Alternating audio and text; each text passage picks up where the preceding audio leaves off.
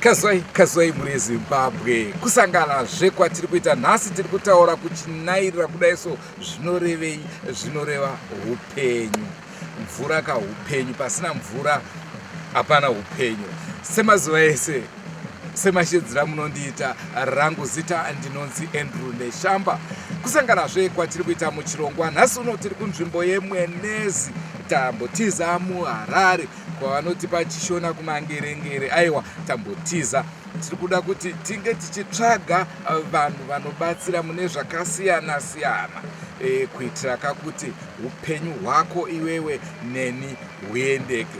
Senguva dzese tinokukurudzirai kuti munge muchisubscribe. Iye zvino ndina sekuru, aiwa, havasi sekuru, ndina Dr. Chiremba. Makadii Chiremba? Ehe, ndanzwa mati imimi hamusi svikiro nai. Aiwa, ndine mudzimu. Mune mudzimu wamuinawo. Muri Zimbabwe muri kuzvinzwa. Regedzai ndinyatsopa mukana kuna sekuru. Inini mukangotaura kuti mune mudzimu chete ndakutokuti sekuru. Saka regai tipe mukana uno kuna sekuru vatiudze kuti zvakamira sei, ndezvipi zvavanobatsira.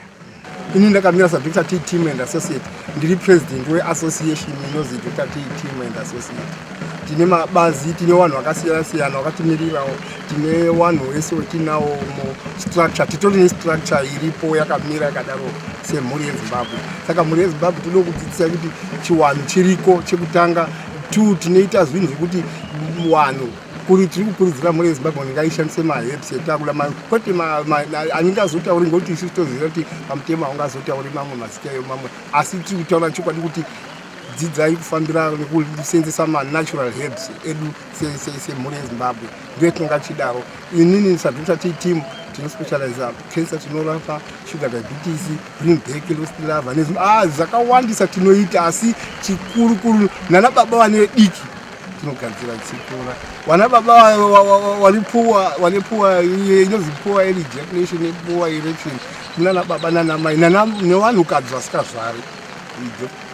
Dr. T. Team nenganga yedu takamirira nganga dzedu dzese dzendinonga dziri muassociation tinozviita izvo kuutika kuita tingangoti yedu inonzi life solution. Tinotoigadzira nekukansila matambudziko especially wemweya maspirits. Tinoita futi zvemaspirits.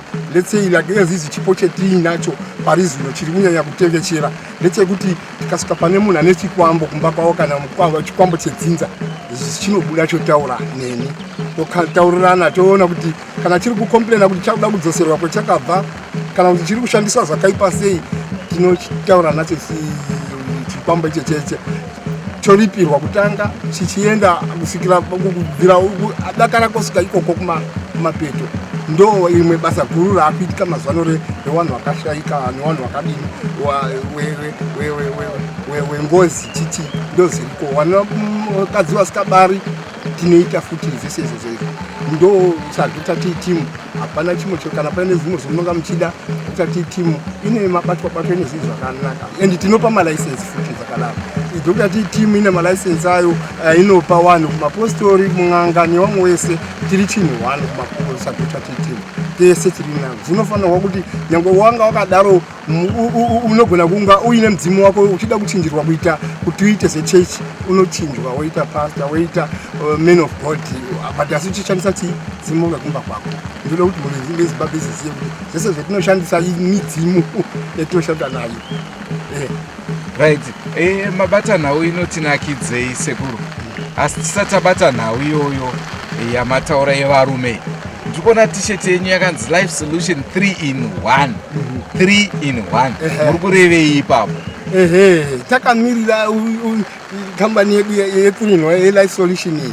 3 in 1 zvinoreva kureba kwenhengo yemunhurume, kureba kwenhengo yemunhurume, kufuta kwenhengo yemunhurume, nekuva nehardness, kusimba nhengo yemunhurume. Pane imwe yatinozowedzera ichifoya more round nekugadzirisa poor erection. Ibva kunatsa pamutemo chatinotaura bhozi ndakaona kuongorora yedu takaita tichita basa iri tine 95% varume vari useless and then 5% ndo varume chacho vanogutsa vana mai mudzimba.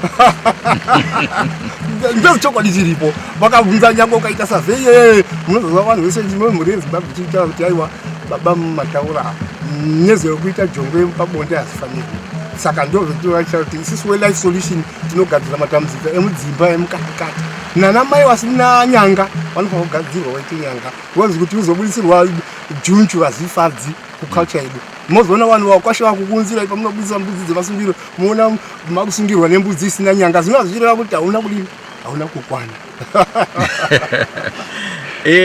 Sekuru nhau yamuri kutaura inofadza asi vazukuru venyu zvakare vangade kuziva kuti seni nhasi uno mandipa mushonga uyu 3 in 1 zvinotora nguva yakadii kuti ndichitanga kuona shanduko kuti izvi ndo zvaitika nekuti zvandifungisa muHarare zvakare kune vanozviita izvozvo mwakauya kwandiri achiti ndadyirwa mari. Aiwa manje isisi 3 in 1 yangu yakanakira yakatanga iri slow ichiita ma5 days ichiita ma 2 weeks kuti ikure manje takazoratidzwa mishonga yekuti inokura ipapo 3 in 1 yetotaura nayo handikupi any herb kuenda nayo yo kupedzerana kuti yasvika pasaizi ipi tiri ipopo haubudi usina kugutsikana kuti ndinotobva ndane zidanda rangu pano unofanira kubuda wane saizi yako kana kuri kuti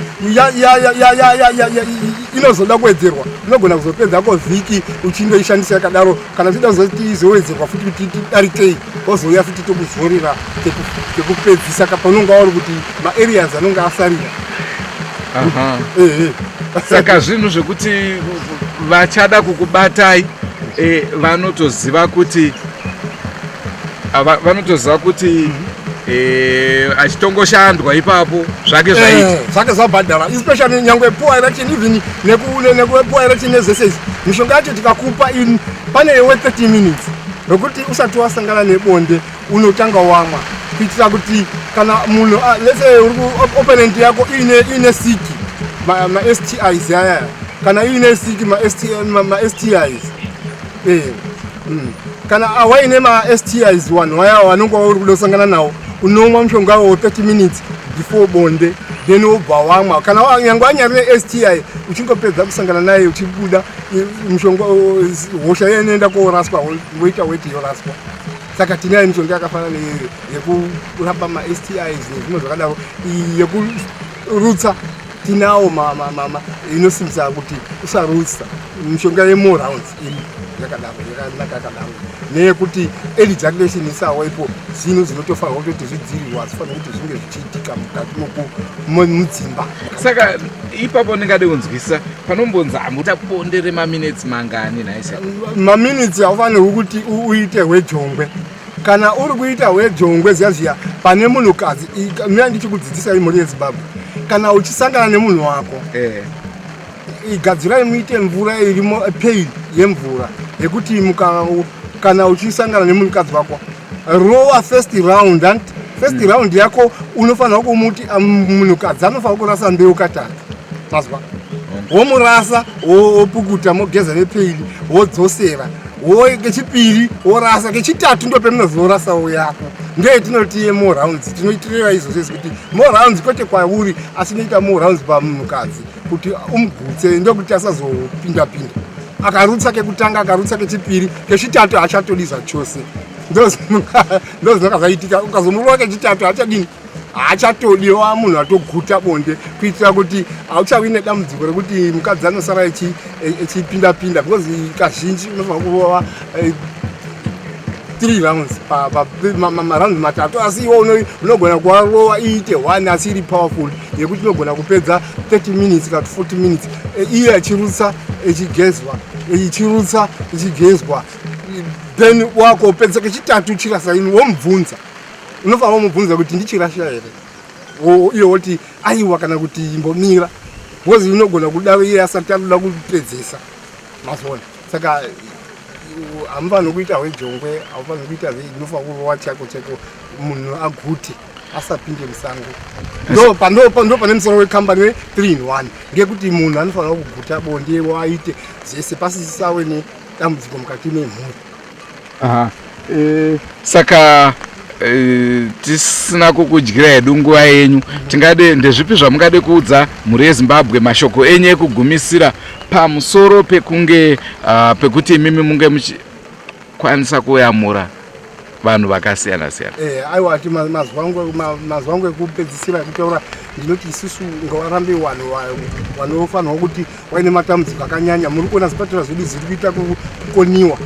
Rambaiwo muchipa chanzi kune vanhu vanorapa vachisenzesa zvechiwanhu. Chiwanhu ndo tsika nemagariro edu ekuti mukazvipawo nguva yekuti zvisimudzirwe, mukazvipawo nguva yekuti zvirambe zvichiinda, hai apaiti dambudziko. Apa chinhu chendingangotaura ndiri kuzokwazisa angu mhuri yeZimbabwe inoziva Dr. T Team and Associate wese vanoda wese kunga vachibatsirwa neDr. T Team vanoda malaisensi ngavanouya futi vachifonera panhamba idzodzo vachiupawo malaisensi kurapa warape waichibhadhara uchisubscribe kuhurumende maTMPC license nereDr. TT license muofisi 1 ndo pezviri zvese zvose zvinowanikwa muofisi imwe chete naDr. T Team inowanikwa iripo. Kuna anozi Wachikwinya, Dr. Wachikwinya anochenjera ichikwinya ndiye anova managing director weDr. T Team and Associate. Mhuri yeZimbabwe regedzai ndiwabate sekuru vanenge vakamboita marketing. Ndo chaizvo shuwa. Ngatisanganei zvakare mune zvimwe zvirongwa. Rangu zita ndinonzi Andrew Neshamba. Tokuonai sekuru takuuya kuzotsvaga 3 in 1 kuitira kuti kana ndikasvikawo pa vanhu vanotanga kutiza. Tinotenda zvikuru vanga vari sekuru Dr. T Team.